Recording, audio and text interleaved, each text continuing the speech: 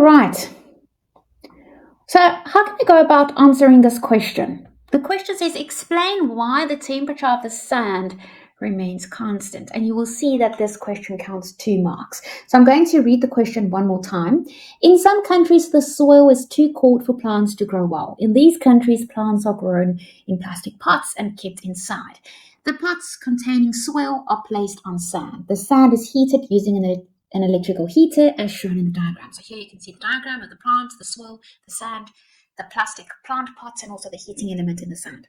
The heating element in the diagram remains switched on. The temperature of the sand remains constant at a value above room temperature. Explain why the temperature of the sand remains constant.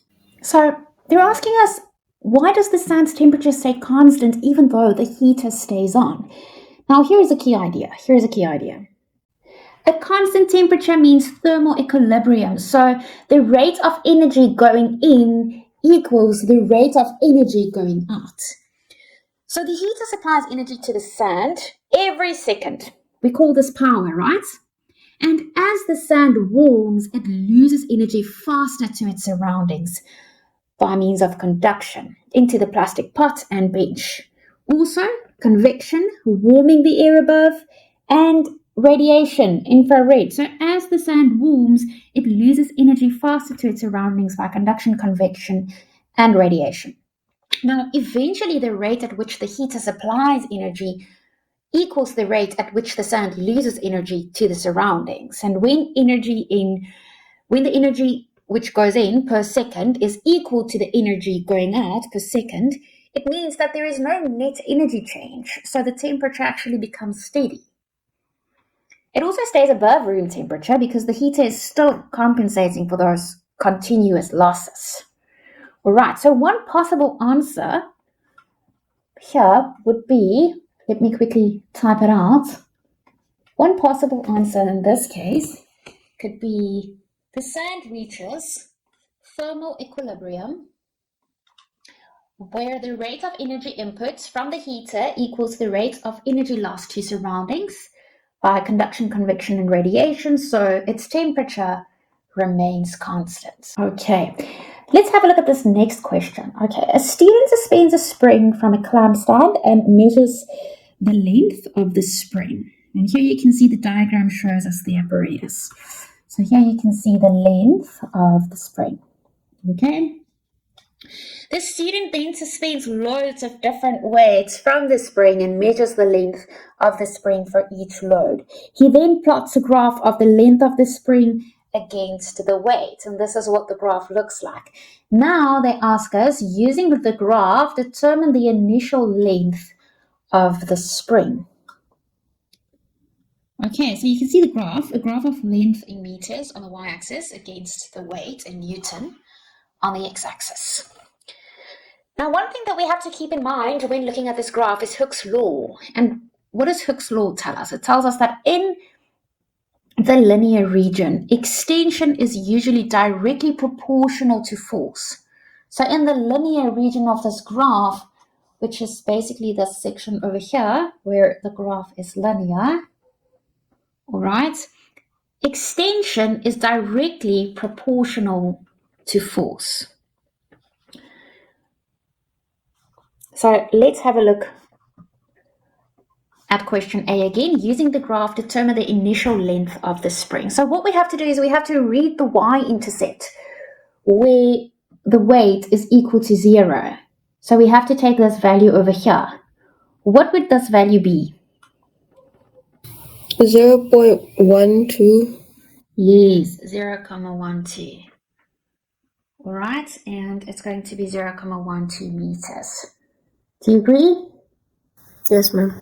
Wonderful. Now, in B, they ask us to state what is meant by the limit of proportionality and, using the graph, determine the weight of the load that causes the spring just to reach the limit of proportionality.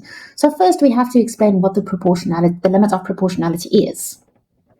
So it is the point where extension stops being directly proportional to the load.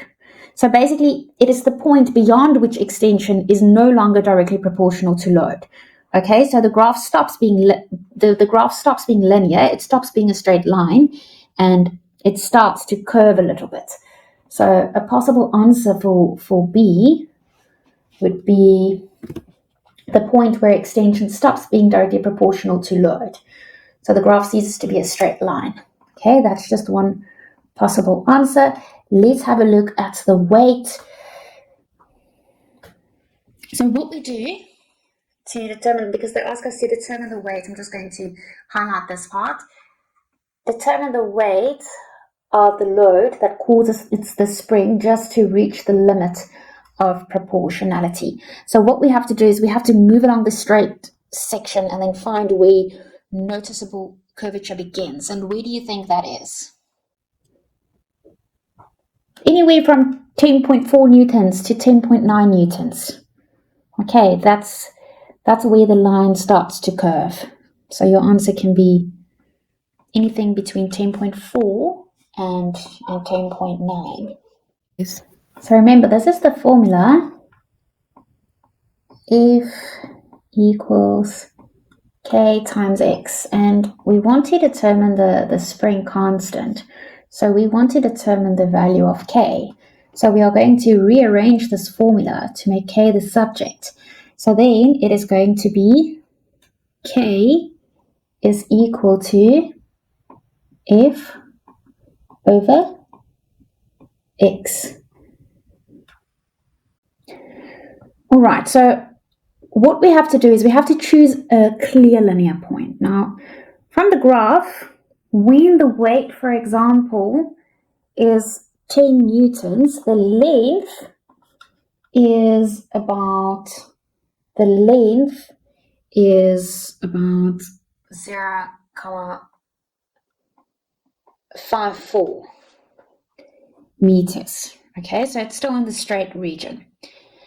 Now, let's work out the extension. Okay, let's work out the extension. So the extension is basically going to be 0.54 minus 0.12, which is the initial length, and that gives us 0.42 meters. Do you agree? All right. So now, when we use this formula over here, we can say that F is equal to 10 newtons. Okay, where did we get the 10 from? That's the value that we chose. So that's the clear point that we defined. So if you go all the way down from the point that we chose, you'll see it's at 10 newtons. And X, we just worked out the value of X over here. That's equal to 0.42. Right. And if you punch this into your calculator, you will get an answer of, what do you get? What is 10 divided by 0.42? It's equal to 23,8. 23,8. So that's the spring constant. If you chose another point, that's fine. Your answer might be a little bit different. But any value between 22 and 25 will be fine.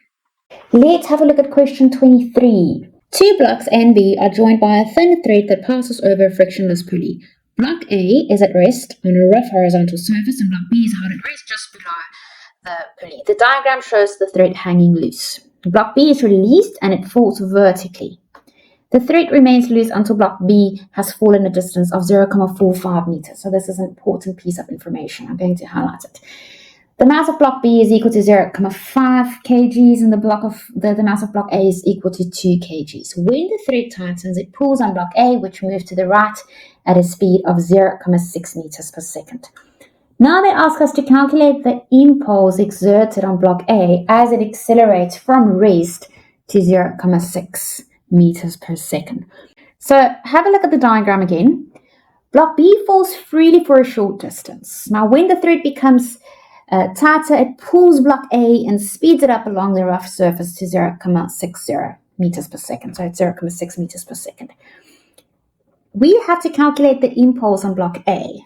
So I'm going to write delta P, which is the change in momentum, is equal to the mass times the change in velocity.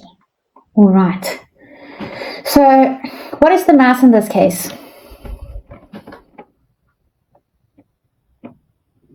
The mass is equal to 2 kilograms. Do you agree? To calculate the change in velocity, we have to take the final velocity and subtract the initial velocity. Okay, so what is the final velocity?